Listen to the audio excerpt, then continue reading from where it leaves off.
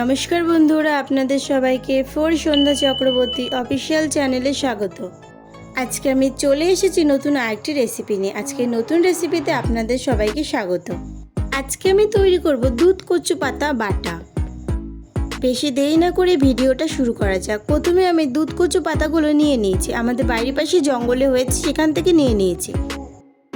10 থেকে 12টা দুধ কচু পাতা নিয়েছি।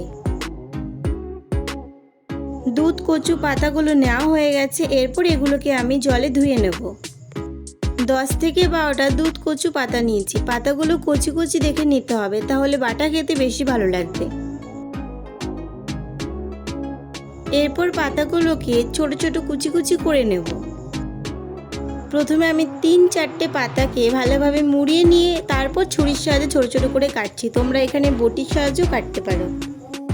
খুব ছোট ছোট করে কাটতে হবে। কচু পাতার মোটা শিরগুলোকে কেটে বাদ দিয়ে ফেলে দিতে হবে।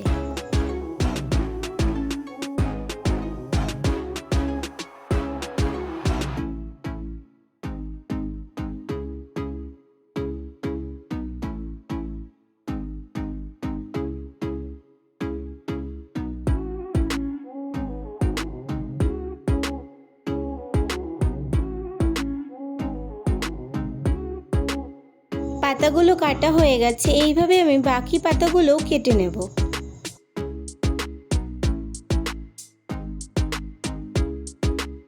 একইভাবে মুড়িয়ে ছোট ছোট টুকরো করে কেটে নেব।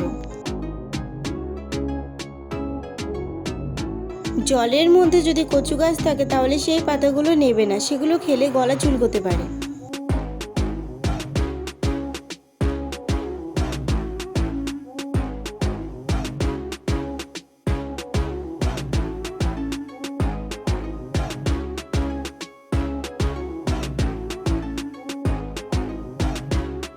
সব পাতাগুলো ছোট ছোট করে কেটে নেওয়া হয়ে গেছে। এরপর এগুলোকে আমি জলে আরেকবার ধুয়ে নেব।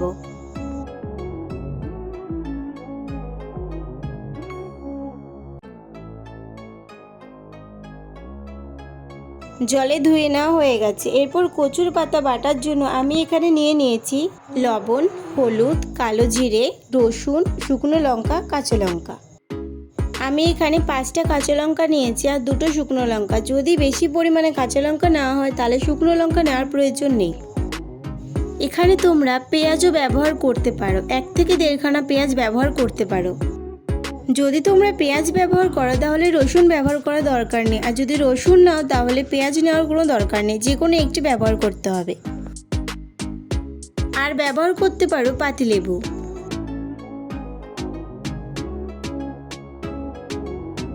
এরপর কড়াইতে সামান্য পরিমাণে সর্ষের তেল দিয়ে দেবো। তেলটা ভালোভাবে গরম করে তার মধ্যে কেটে রাখা কচু পাতাগুলো দিয়ে দেবো।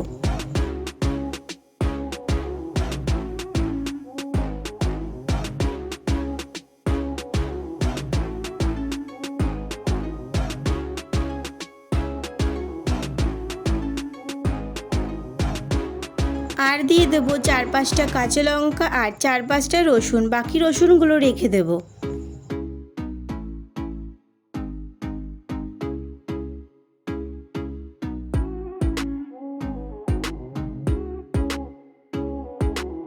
কিছুক্ষণ নাড়াচাড়া করে নিয়ে এর মধ্যে আমি লবণ আর হলুদ দিয়ে দেবো। তোমরা চাইলে কিন্তু এখানে হলুদটা নাও দিতে পারো, হলুদটা আমি ব্যবহার করছি।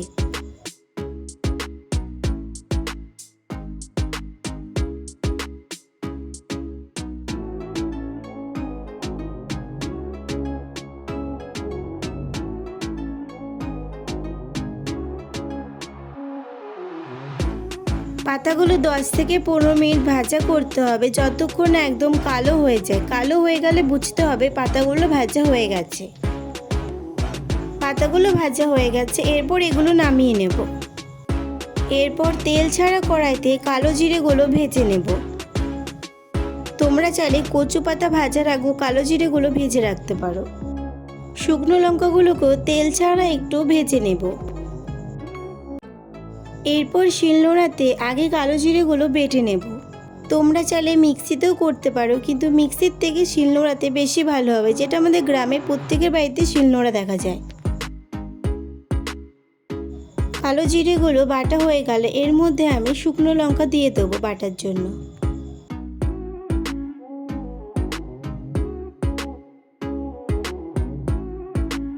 শুকনো লঙ্কা বাটা হয়ে গেলে এর মধ্যে আমি কচু পাতাগুলো দিয়ে দেবো বাটার জন্য।